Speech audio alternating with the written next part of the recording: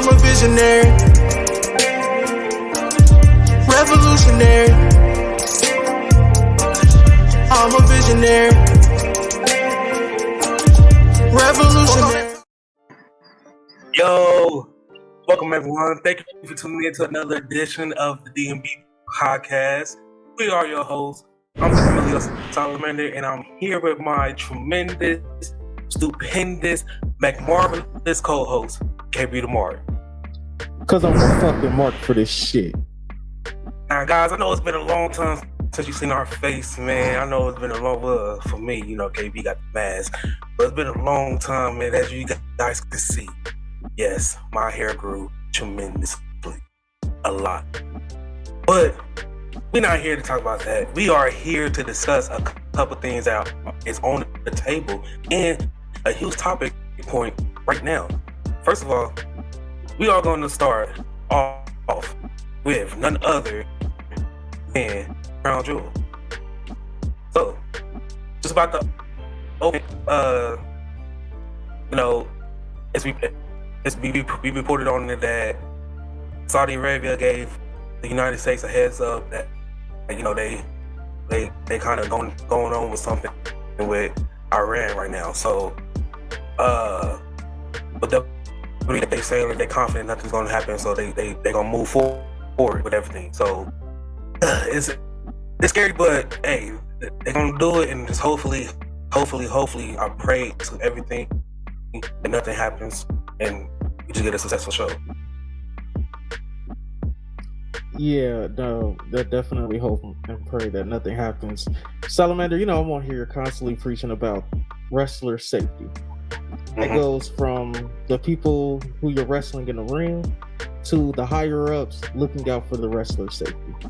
Me, personally, I feel like this is a huge test for Triple H, because while we hope and pray that nothing bad happens, terroristic threats are not something you take lightly. Right. And with how WWE makes their money, if I was Triple H, I would have pulled out and either paid back Saudi Arabia however much one show would cost, or I will put it on the back end, and that final year we would do Saudi Arabia 3 times. I'm sorry, I just can't risk the safety of my performers. Exactly. But we're gonna go ahead and jump into our predictions. If you guys don't know, the Crown Jewel will start. What is it? Noon? Yes. Eastern Standard Time. Noon. Yes. Eastern Standard Time. Crown will start. I'm not gonna lie. Crown Jewel and Clash of the Castle. I don't mind having my pay-per-view in the middle of the day. I do not mind at all. Excuse me, Premier Live events. I don't mind having that in the middle of the day. I will say the Big Four host at the same time that you normally do, but other than that, shit, slap all the other Premier Live events whenever. Nah, I agree. I'm definitely glad that it is going on earlier in the day, because if this is for my college football watchers, we're getting number 1 Tennessee versus number 3 Georgia at 3:30. So yeah, I want to be done watching wrestling so I can go straight to CBS and watch this all-time classic that's about to happen.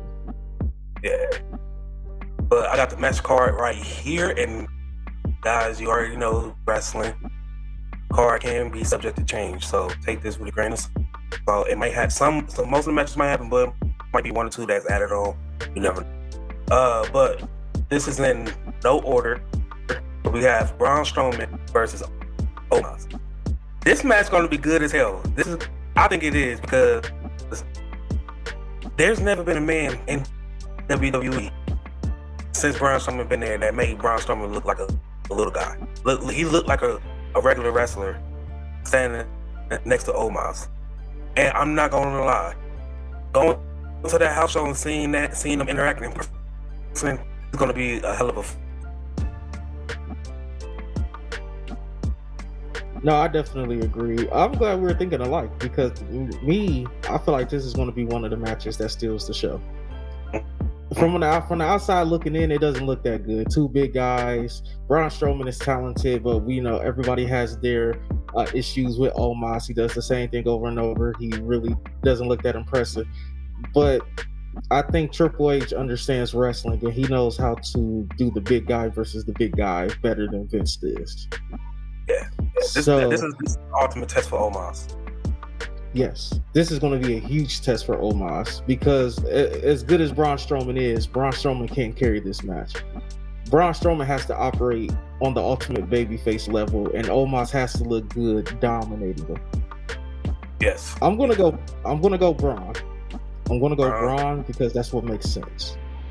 It does. I was gonna go Omos, but I was like, no, Braun, because he's returning, but Braun is gonna win in a way that both guys still come out look strong. Yes. But the next matchup is really gonna be really in the air because New Japan Pro Wrestling, they did come out with a release stating that if Carl Anderson appears in Saudi Arabia, he will be stripped for the title, for the never openweight title, right? Pretty sure. And I know they issued a statement. Yes, that's based off the premise of what the statement said. If he show up there, because I guess that same day or a couple days around the same table, he has to have that his fight. But it's like he's not gonna make it because he's down there in Saudi Arabia. I don't know. I was thinking hopefully like it's gonna be can work with WWE some type of way. Like have Carl Anderson defend the never openweight title in Saudi Arabia at Crown Jewel.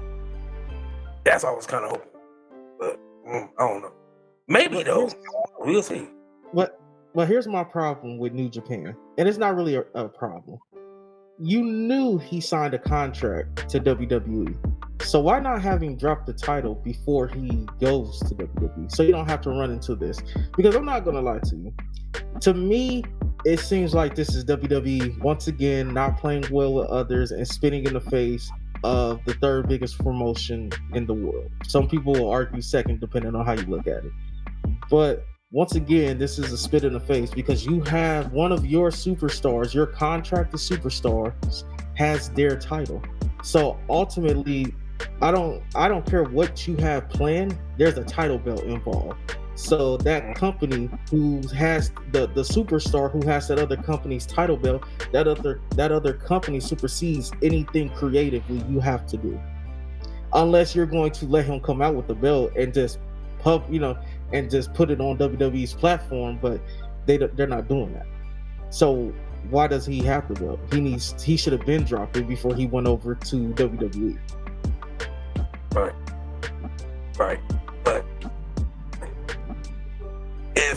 it could be a long-term strategy on WWE behalf of, because look, this happened, so they signed the Good Brothers, and Carl Anderson was actively working with New Japan. So, and then we seen that they allowing Shinsuke Nakamura to appear for another company, right? Yes. Maybe this is Pro Wrestling Noah. Yes. Maybe this is a way for them to like play with us a little bit. Like you see New Japan, they came out with a statement. And we see what WWE's doing. It's like they basically saying, "Forget y'all, we're gonna continue doing what we're doing." What if this is like a play and stuff, and we overlooking it, but they really try to work with each other? So you're saying this whole thing is a work? Maybe it is. I don't think it's a bad idea, but if we're looking at WWE in general, they don't play well with others, and the only reason Shinsuke Nakamura is going over there is because it's the Great Muta's retirement tour. It's not like Shinsuke stepped foot into Triple H's office and said, "I want to go work with Pro Wrestling Noah." I mean, you never know. It's a good opportunity. That's one. Two, it's Vince is no longer there, so it's a new opportunity for anyone. So why not? It could possibly happen. But I think this is the ultimate test to see if WWE will be able to work with others in the future. No, I agree with you, and I'm not saying that I wouldn't want to see it. I would love to see WWE work well with others, but like you've always stated on the podcast, why would WWE need to do that? They have a big enough platform. If anything, Sure. you're trying to raise your platform up to WWE's level. But at this point, why not? I mean, Again, I'd argue why. Why so? y'all open up your doors. Y'all already making a lot of money. Open up your doors to all these other promotions and quadruple that. Here's what I'll say, Salamander. WWE under Vince McMahon would have needed to play with others because the booking was shit. It didn't make sense. WWE under Triple H, they're perfectly fine. He books a solid show every week. Are some shows going to be missable? Yeah, but that's with every promotion. There have been a couple episodes of Dynamite this year that I thought were highly missable. You didn't miss anything if you didn't see it. All right. That shit just happens. I said there's been a couple of those. Yeah, there's been a couple of them. Not even joking. I could, if I have 10 fingers, so I would say about 8 Dynamites this year have been missable. And that's just being honest. So who you rolling with? OC and Judgment Day? Judgment Day. I'm gonna roll with the OC, and I think Beth Phoenix makes her return at Crown Jewel to kind of even out that Rhea Ripley problem. I'm gonna go with the Judgment Day. Gonna go with the Judgment Day. They've been on the road. They've been on the road. Boy. That's one group that's been on the road besides the next group that we will talk about. Hold on, before you do that, your boy's been on the road. Want to give you props. Yeah, of course. The Almighty, he always been on the road. Not talking about the Almighty. Oh, you not? Who? I'm talking about Dominic Mysterio. Yes. Yes. Hey, I'll do. At first, I wasn't too fond of it, but I guess the separation of him and Ray, but it's working for the best of him.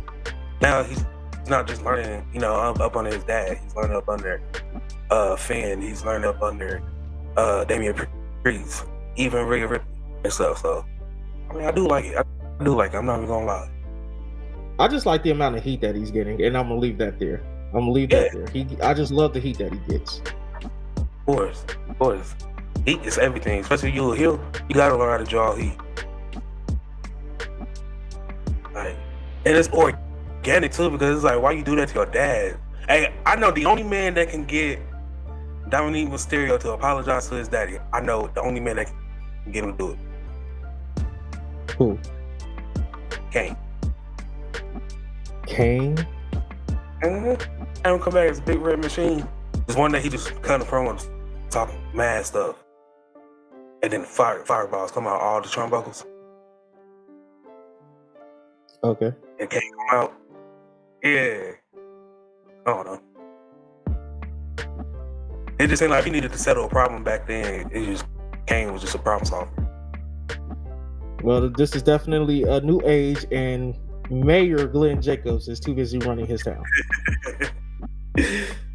But we got the next match. We got the WWE Women's Tag Team Championships is on the line. We got Asuka and Alexa Bliss versus Damage Control, represented by Dakota Kai and Io Sky. Now, like I said, Judgment Day, they've been racking shit up, but Damage Control, they really haven't did any much damage. A lot of controlling, not much damage. No, and before you continue, I'm so confused by this booking, because to me, I can only think of one thing. All of them are going to win the title on the same night. But if that's the case, then Dakota Kai and Io Sky should have never been women's champions to begin with.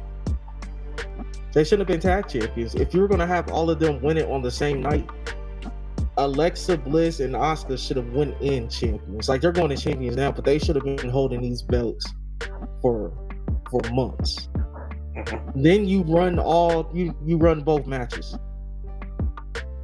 Because Monday Night Raw, the ending, it just didn't make sense. Why would you take the belts off of them? This is the same. If Triple H does this is the same shit that we used to get on Vince McMahon on. And I want people to hold Triple H's feet to the fire the same way we will hold Vince's feet to the fire if he pulls a title change in 7 days. Yes. I will say the same thing, man. If he do this, I will have my little 5 minutes on the next podcast because I did it with CM Punk. So I'm gonna be even with this because it don't make sense. Because of the same thing. When I seen how Monday Night Raw ended and I seen that they booked this match to Saudi Arabia, I'm like, why?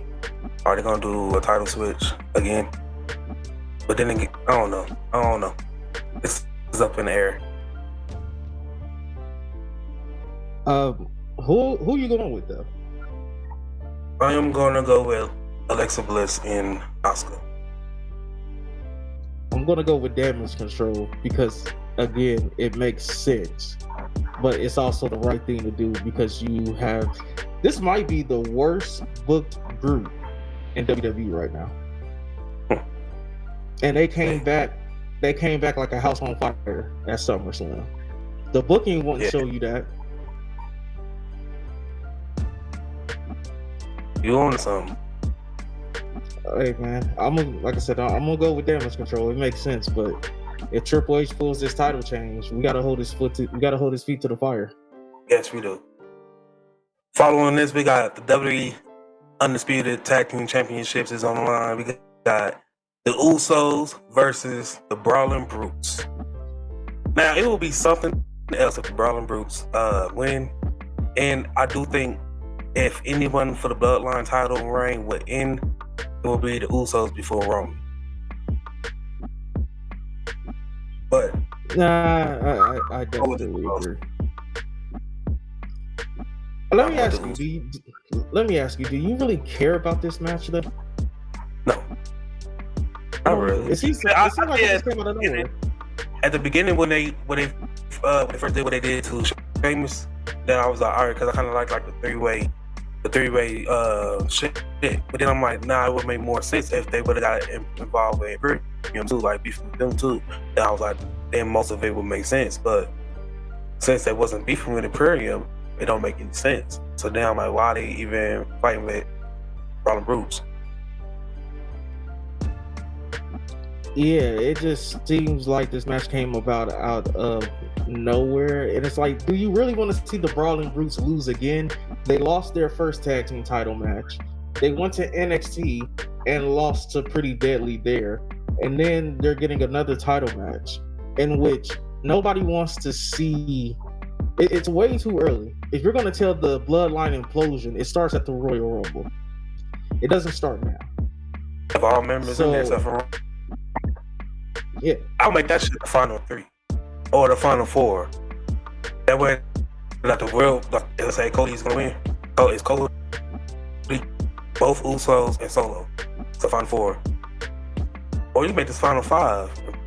Put Sammy in there too, and that way you really tell the implosion because everybody eliminated everybody except for Cody, and that Cody get the easy win. That would be funny. Does Cody come in at number 1? They come in at 30. Why would you have Cody Rhodes come? I mean, I understand for the pop. Let's say, because to be honest, no, I don't think the Royal Rumble had any, like honestly, any like great 30 entries on like the last like 5-6 Royal Rumbles that actually got your ass off your foot, off your seats. Like it was like, oh shit. I don't think that. Like the entry, the surprise, it always comes either the first 3 entries or in the middle. It really never came at the end like that. So, I say the last one we got was John Cena coming back from that injury. That was a 8. Didn't Randy Orton come in at like 32 years ago or last year when they were in St. Louis? Or was he like 27? I don't think he was out injured. That was just because it's his hometown. He got the hometown pop, just like Mark Henry got the hometown pop when they was in San Antonio. During that Royal Rumble. I think the bigger story is happening. I like what you're saying with the last 5. I like that, but I think the better story is Cody Rhodes coming in at number 1. But I can also see him coming in at 30. My thing is this: if that's how you do it, I would much rather him come in like a house on fire and just throw everyone from the bloodline out, and Roman comes out on SmackDown, kiss as fuck. Because Cody took out 4 members of the bloodline with relative ease. That could work. You rolling with? I'm gonna go with the Usos. There's no reason why they should lose. Yeah, at all. Following that, we got a steel cage match, and it is Drew McIntyre versus Karrion Kross. Now, this is number one. We already know that Triple H is trying to get rid of all the specialties, pay-per-views, premium live events, and bring back these matches when it means something in the rivalry. Like this point. It's been a while since we've seen the steel cage match. I'll say that. We just saw one like a month and a half ago. Bobby Lashley versus The Miz for the United States Championship. Oh yeah, okay, yeah, I forgot about that. Yeah, that was. Yeah, and we got that on free TV too. It's something about specialty matches like that going to a regular weekly show. Yeah, I'll give you that. It gives us a good feeling and stuff. But I did forget about that match because that's the Lumens ended up coming from under the ring and shit. Sharon is. I forgot it. But shit, it leads, I'm the almighty fan. I am, but it leads you that match was really shit, bro. His whole reign when he was defending it week by week. I say out of that whole time, that period, that was the weakest match. I'll give you that. I think his best was with House of Champion. I ain't even gonna lie.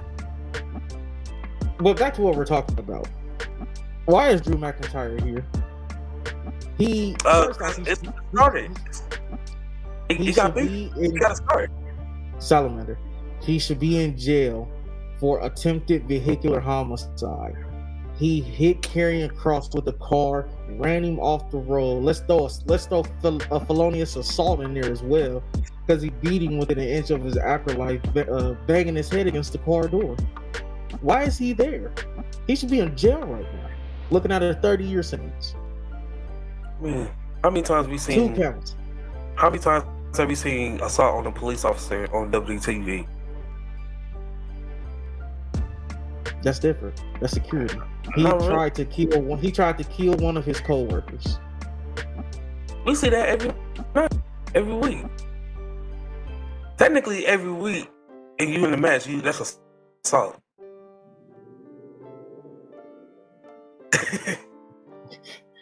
Quit trying to clean it up. You know, like I know, he should be in jail for 2 counts of attempted vehicular homicide. It advanced the story. Scarlett was in the car. No, you're right. It was a great angle. It was a great angle. It was a great angle. I thought their strap match at the last premium live event was fucking fantastic. I don't care what nobody said. I love Karrion Kross. Man, didn't he? Oh, Karrion Kross did. Drew McIntyre lost. Yeah, Karrion Kross won. He choked him out, didn't he? Yep. I would say Karrion Kross, but I'm like, nah, because they're going to have to prolong this feud longer. This feud is going into the Royal Rumble. So, it's going to be Drew McIntyre, but I think it's going to be like, Karrion Kross going to be like, damn, everybody escape shit, probably over, and Scarlett is like helping them. And then, Drew McIntyre going to like get out the door or some shit, like, just in time. It's going to be something like that that's going to prolong this feud. Because Drew McIntyre was the number 1 contender. Karrion Kross came in, interfered, saying, y'all definitely that's the chosen one. I'm showing you here, he's nothing. Drew McIntyre lost, and he was like, basically, I told you, now Drew McIntyre won his get back, and that's what they're doing now. And now, they got to settle this feud, but after the feud is settled, we already know Karrion Kross is going to be number 1 contender. He has to be. So, you don't want to put him in right now because you want to save Roman since Roman's part-time, you want to save Roman for the big premium live events. You know it's going to draw money. You ain't going to have him appear at the B-level shows. So the next one, time Roman needs to appear is the Royal Rumble. So it looks like this Logan Paul shit depends on what happened. It could prolong to the end too, as well, or they might have him another opponent at the time. But this is probably 9 times out of 10 is gonna go. I said it wrong. This is gonna end at Survivor Series, but Roman is gonna face Karrion Kross at the Royal Rumble. I see that. That's not bad. So you're rocking with Karrion Kross? Nah, I'm going with Drew McIntyre in this one. We're going with Drew. Because it's going to prolong lead into the Survivor Series. Since they don't go on War Games, I'm not pretty sure if they're going to go Raw vs. SmackDown War Games, or, I got a problem with you got a problem with me, so I'm picking my team, pick your team, and we're going to that War Games. I don't know which one they're going to go. But I figure out their feud is going to end there. Rather, if they go one person get written off TV, and that's how they do it, something is going to end there. I do agree with you somewhat. It is going to continue. I'm actually going to go with a draw. I think Karrion Kross is going to leave the cage at the same time that Drew is escaping, and they're both going to hit the ground at the same time. You can only do that in Saudi Arabia. I mean, they do this for the same time that like Batista, Undertaker, that was on SmackDown. They had them both escaping and landing at the same time. Like, how many times can you kind of do that angle in a steel cage match? Like, they beat each other or something happened where they both hit a move and they don't get up for a 10 count. Something. I think they could do something. If it's gonna be a draw, I think it should be something better than landing at the same time, because they've done that so many times throughout the years. And it's about time for us to kind of see like a new way a draw could happen in the steel cage. If it's gonna Okay, so let me ask you this. How about they take the Braun Strowman Kevin Owens route, where technically Kevin Owens won, but Braun Strowman looked strong at the same time by throwing him off the cage, which I never understood. Shit. Or something like, let's say this. Karrion Kross is climbing out the cage, but he's like standing on the rope, so facing the ring, like his back is on the cage. I don't know why or something. I don't know. Or just figuring something out. Drew McIntyre. He was climbing out because Drew McIntyre caught him, and was hitting him, made him turn around, and then he pulled his leg. So now his his balls hit the rope. So now he's doing that angle. Drew run to the other side of the rope, both hit him with a claymore, and they both fall like cage. That's how the cage break, and they both fall out laying at the same time. It's not a bad idea. I mean, you just gotta continue. It's a draw. Yeah, you just gotta continue it. But I'm gonna go with a draw. You're going Drew. I'm going with a draw. But you going okay? So what's gonna be hard as fuck? What's that? This next match. Now I'm gonna say that. I'm gonna go to the next one before that. Raw Women's Championship match on the line.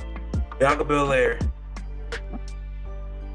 and Bayley in the last women's standing match. I'm rolling with Bayley. I'm gonna roll with Bayley. An accomplishment with Bianca. She's the longest reigning black female, longest reigning black wrestler in WWE history with any world titles. Not counting the Intercontinental, none of that, the world title. So she became the longest reigning a few weeks ago. So, and I even said it to her next title match. 9 times out of 10, she's gonna drop it because she hit an accomplishment. Now it's like, all right, bad, boom. We did what we needed to do. I'm gonna go Bayley, but a part of me would love to see Bianca win. They run it back at the Royal Rumble in the original I Quit match that they were supposed to have before Bayley got injured, and that's. I'm not gonna lie. This her reign kind of been dull. Like Mania, when she won against Becky was cool. That first few months after Mania, but then it kind of got dull after that. Like I don't know if it was her or if it was just the lack of challenger she had. Well, remember early on in the podcast. I was gonna say, remember earlier on in the podcast when we first started, and I would tell you that it's easy to book a heel as a champion. Why? Because you can throw any babyface in there, and you can throw any heel in there who just wants a shot at the title. When you're booking a babyface champion, you have to keep their run interesting. They have to have credible challengers, and they have to be able to talk. Bianca Belair puts on fantastic matches. Her promo game has improved. I don't think it's where it needs to be. I think it should be a little bit more better than what it is, but that's not to say she can't cut a promo. But they just haven't given you a reason to care about her booking. Is Bianca Belair, and I hate saying this because I really do like Bianca Belair, but Bianca Belair at this point has become copy and paste. Come out, cut a promo, happy to be here, look at the work that I put in, I wasn't supposed to be here, enter in whatever heel she's going against. You've been there with no challengers, you haven't earned it, we run the match, Bianca dominates. It's copy and paste. Every feud she's had is copy and paste. Except for the one she had with Becky. You got a point. But you rolling with Bayley? I'm going Bayley. I'm going Bayley. Here's where it gets hard. Brock Lesnar versus the almighty Bobby Lashley. I really want to say Bobby. I wanted to say it so bad, but I'm like, this is going to go at least three. And Brock, he going to have to get his win back for it to go 3. Or unless they go 2-2, and then the third one, Brock really dominates. And that way he can get a little weak. But I don't know. Go with Brock, though. I'm going Bobby, and Bobby's going to put him to sleep. This going to be... Hey, what if they open with this? They open with this, Brock is winning. I don't know, man, because Bobby, it's like they want him to stay strong. So every time he had the title, it was always some bullshit injury angle that caused him to drop it.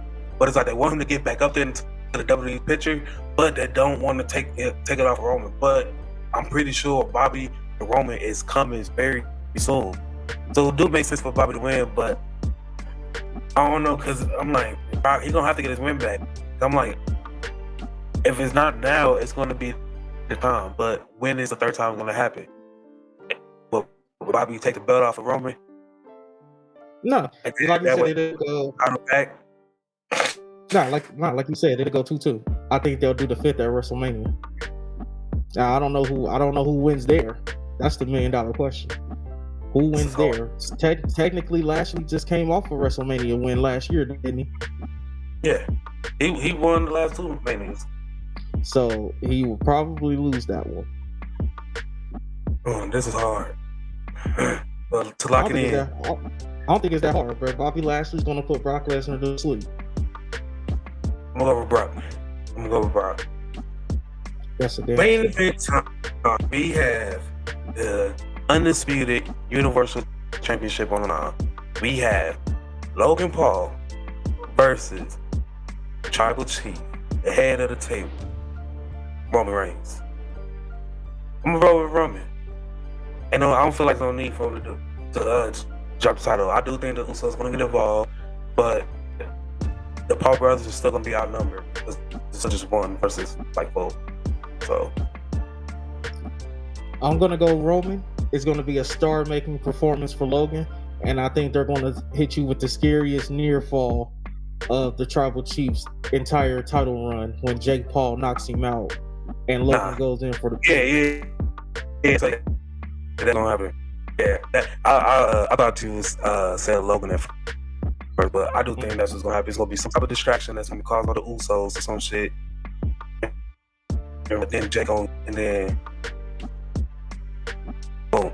Or it might be Jake hit him and then make him stumble, then Logan hit him, and then 1, 2, 9, 9, 9, 9, 9, Roman kicks out.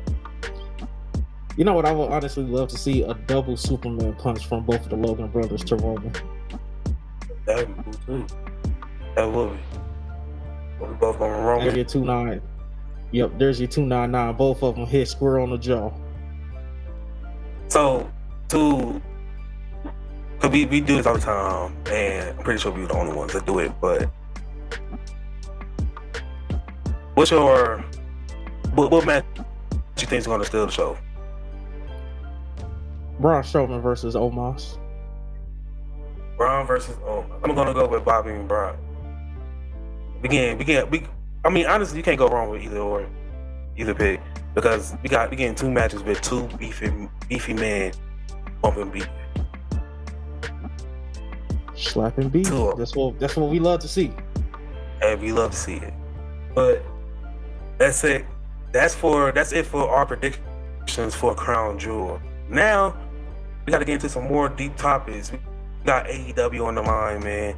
And the first thing about AEW we are going to talk about Colt Cabana. He appeared on Dynamite this past week to face Chris Jericho. Now, we kind of know the beef between, Colt Cabana, CM Punk.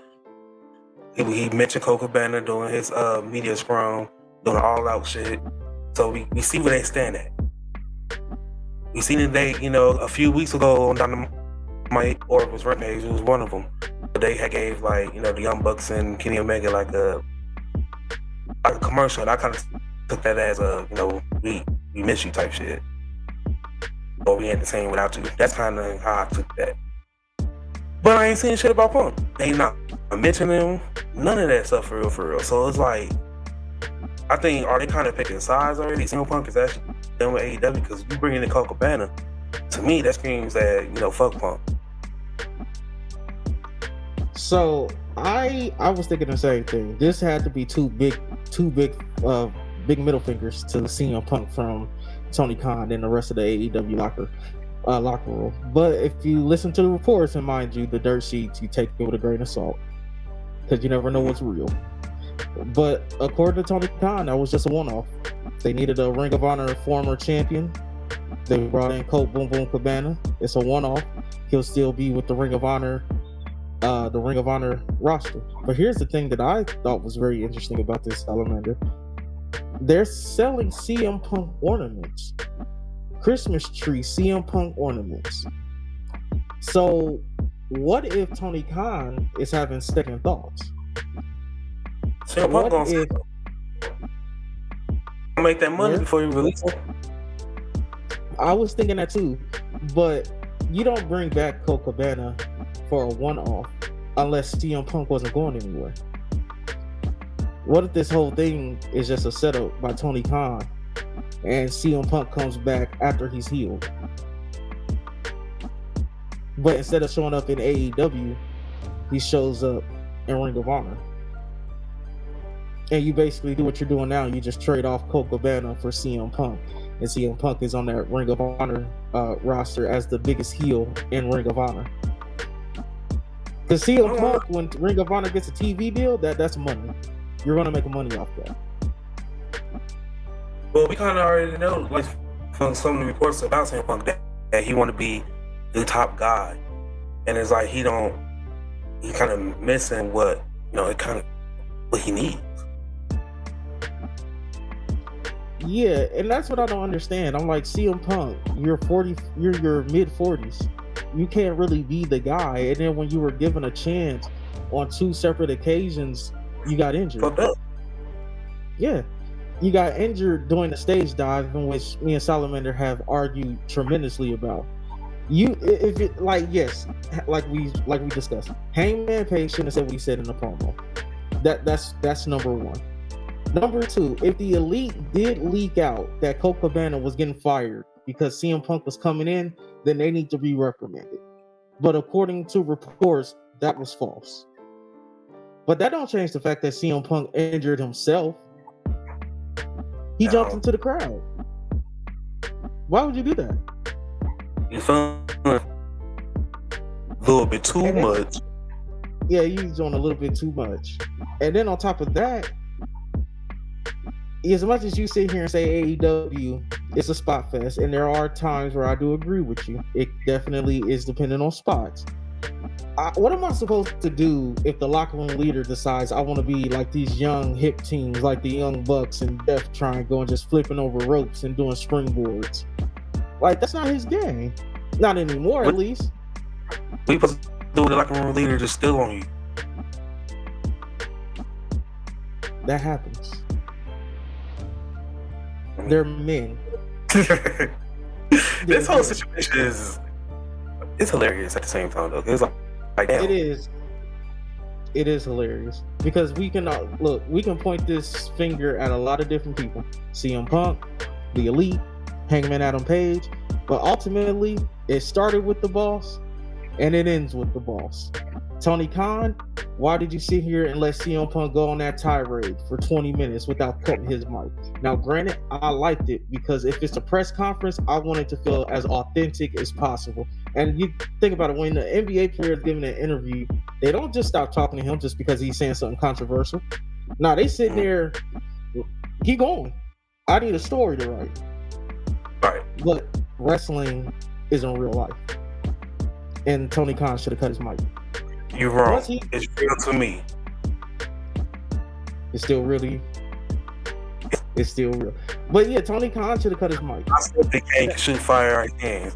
He just in a different now. Like he don't get his ability until he put on his attire. And I bet you think Undertaker still has lightning coming out his hands. Yes. Well, yeah, Tony Khan should have done more to prevent all of this. If, like you said, you can either be friends or you can be the boss. If you're gonna be friends, hire somebody to be the boss. If you're gonna be the boss, then you can't be scared to upset talent. Yeah, he can do both at all.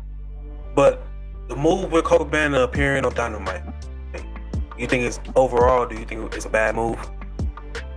Depends on how you look at it. If you're looking at it from the locker room, it's a great move.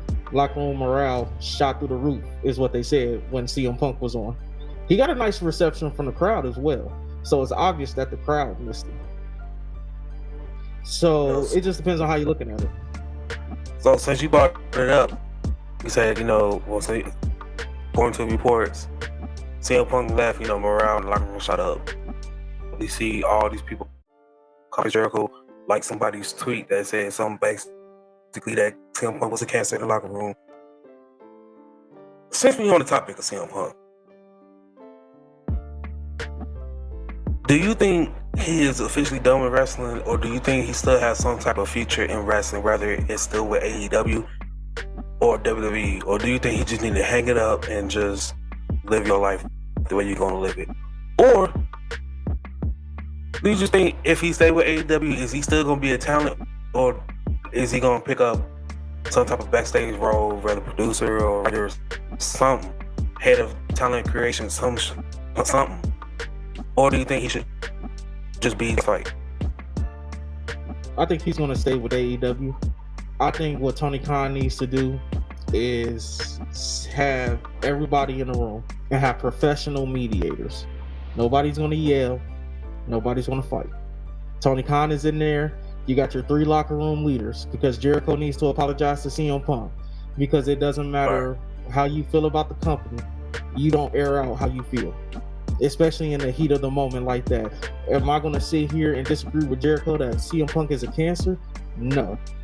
But there is a time and a place for how you address everything. And right there wasn't the time.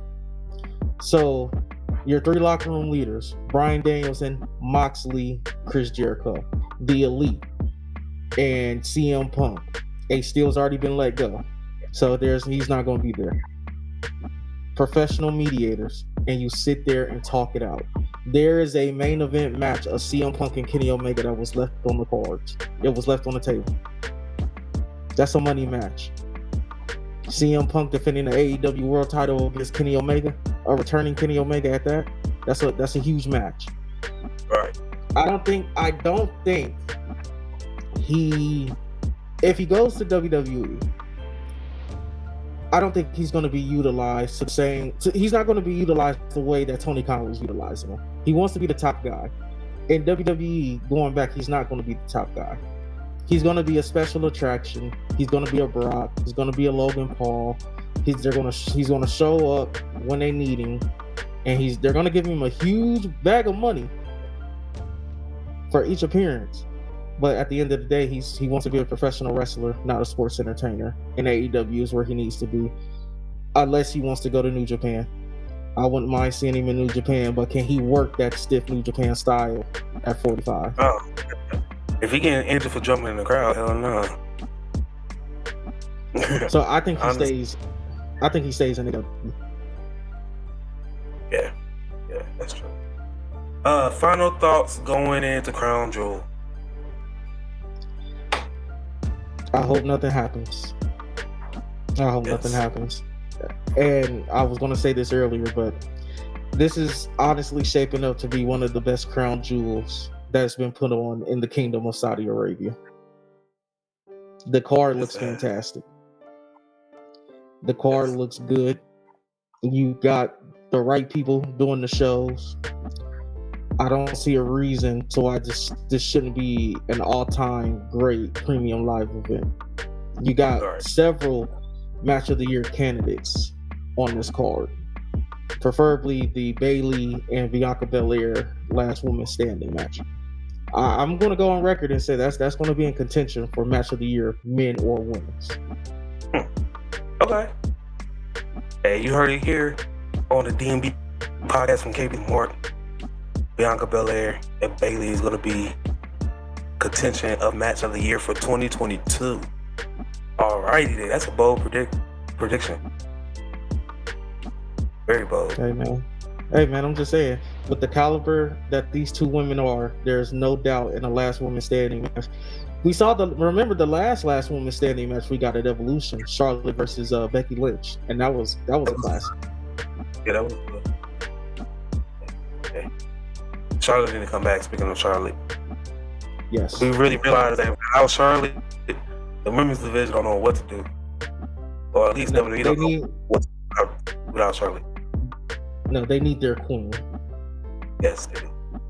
They do. Yes, indeed. But that's it, guys. Go ahead and let us know in the comment section below what you think about today's topics. Don't forget to leave a like on the video, subscribe to the channel, push that notification bell to stay updated and for daily wrestling videos. I know I said that backwards, but we're gonna roll with it. Once again, I'm Salamander. It's KB the Mark. Simply be some fucking marks that love sports entertainment. I started with nothing and came out a king. I've been the one that's been ballin' for rings. It's been me and my team and we chasing the green. My team be the shit, we ain't ballin' for free. My team be the shit, we ain't ballin' for free.